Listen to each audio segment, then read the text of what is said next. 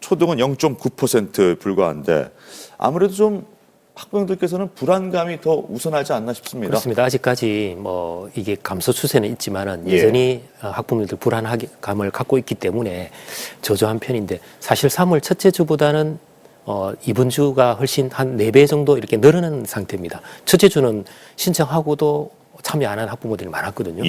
거기다가 저희들이 이제 참여율을 좀 높이기 위해서 극간식도 지금 무상으로 이제 제공하고 있고 사실 아이들이 하루에 긴 시간을 보내야 되거든요.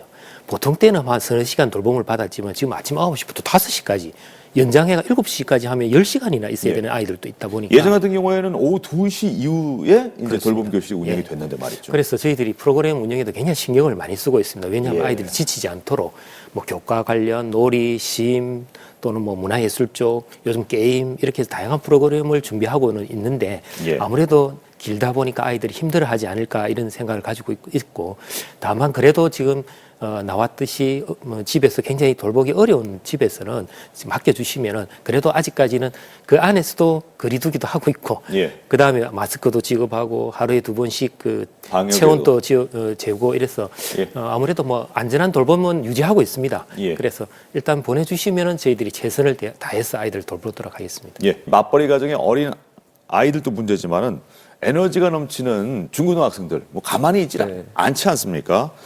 이것도 좀 문제인데 아이들이 지금 학원, PC방 이제 좀 슬슬 돌아다니기 시작하죠. 어떻습니까? 이 누적 확진자 수를 이 연령별로 나눠서 한번 발생 비율을 한번 따져보면요. 이 전체 확진자들 가운데 20대 이하가 10%가 조금 넘습니다.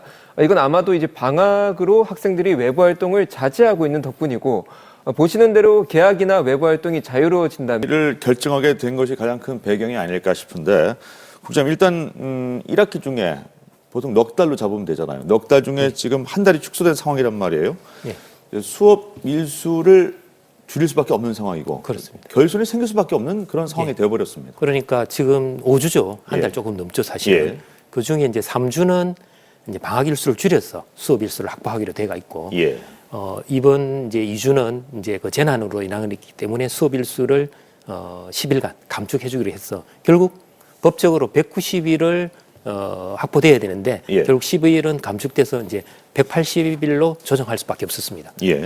그러다 보니까 아무래도 아이들 입장에서 보면은 190일을 누려야 되는데 10일이 줄어든 거죠. 그건 학습 결손으로 생각할 수밖에 없고 그런 문제 때문에 우리 교육청에서 지금 이 휴업 기간에 학습을 좀 이제 공백을 좀 최소한 줄여보자 해서 가정학습 지원을 하고 있거든요.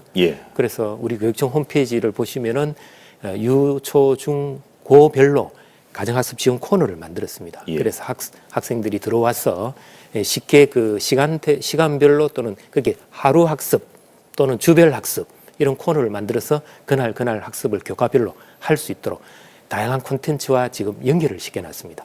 그런데 사실은 집에서 아이들 스스로 공부한다는 굉장히 힘듭니다. 이런 그러니까 아침에 늦잠 자는 애들도 있을 거고 전체적으로 이제 생활 습관이 좀 흐트러진 아이들도 많고 이래서 이런 문제들을 해결하기 위해서 담임 선생님들이 하루에 2번씩 전화를 합니다.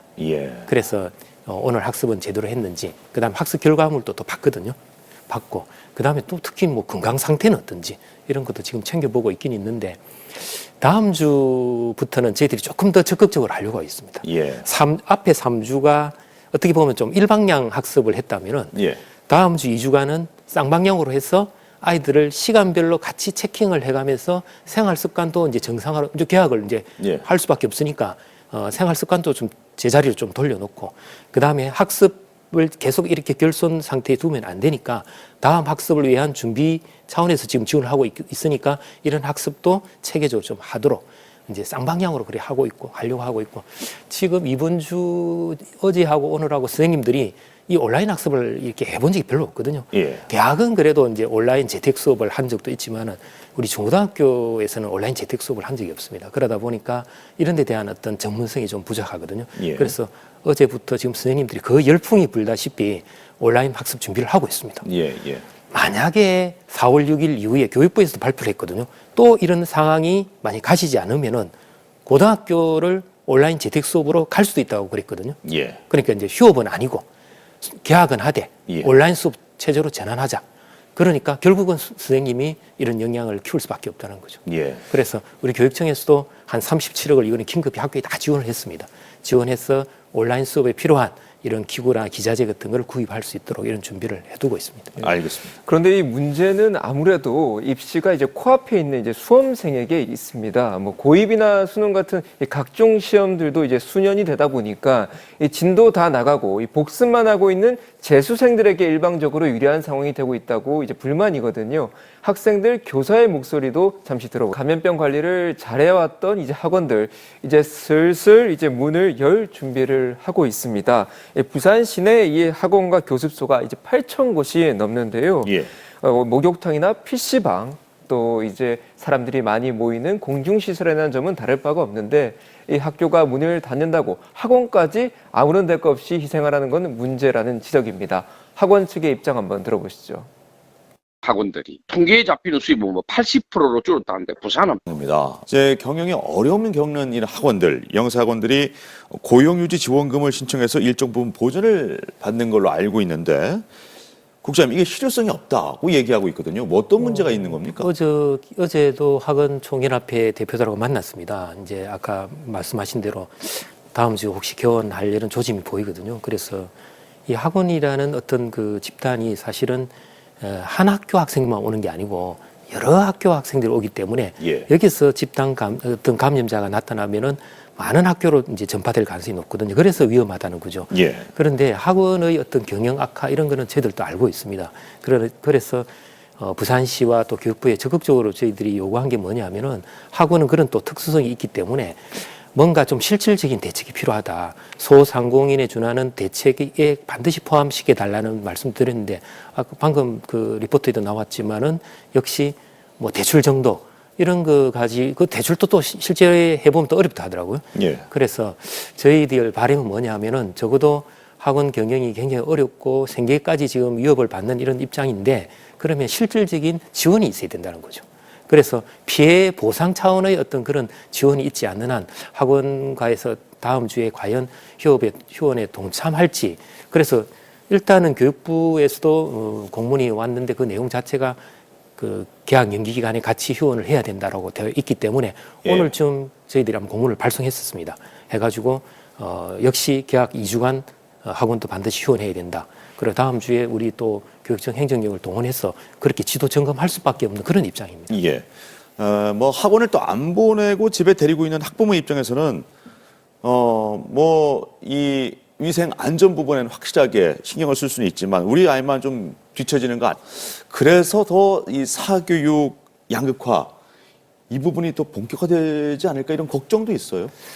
실제로 그 평상시에도 보면은 이제 뭐 지역별로 뭐 학력 격차도 있고 또 학교 간 격차 또 학생 간 격차 이렇게 예. 이 5주간의 긴 휴업 기간 동안에 사실은 가정 환경이 다 다르단 말이죠. 예. 저희들이 우려스러워하는 게 뭐냐면 바로 그 부분이거든요. 그래서 이 장기간의 어떤 학습 공백 또 그 가정 환경이 다르다 보면은 역시 이걸로 인해서 또 하나의 학력 격차가 발생할 수가 있습니다. 예. 그래서 저희들이 다음 주부터는 조금 더 적극적으로 대처하자는 말은 그야말로 아이들이 이제 일방향에서 쌍방향으로 이제 아이들 지도하자는 말은 아이들이 학습 기회를 놓치지 않도록 예. 이 학생이 제대로 또 우리가 주어진 과제를 수행했는지 부족한 부분이 뭔지 이런 걸 일일이 이제 다 챙겨보자는 거죠. 그래서 예. 최소한의 학력 격차를 좀 최소화하는 방향으로 우리 교육청에서도 학교에서 예. 적극적으로 아이들을 지도해 나가자 이런 뜻에서 말씀드리고 싶습니다. 예. 이래저래 담임 선생님들은 더 일이 많아질 것 같습니다. 네. 자, 아이들 케어와 학습 관리에 애쓰고 있는 학부모들이 많이 계신데 방송을 통해서 그분들께 당부 말씀을 좀 드리시죠. 그렇습니다. 이 5주간의 그 짧지 않은 긴 기간에 아이들 생활 습관도 많이 이제 흐트러질 수도 있기 때문에 규칙적인 생활을 할 수 있도록 아이들 좀 지도를 해주시고 우리 교육청에서 여러 가지 이제 다양한 학습 콘텐츠 또 담임 선생님들이 이제는 이제 쌍방향으로 학습 이런 것들을 할 때 예. 집에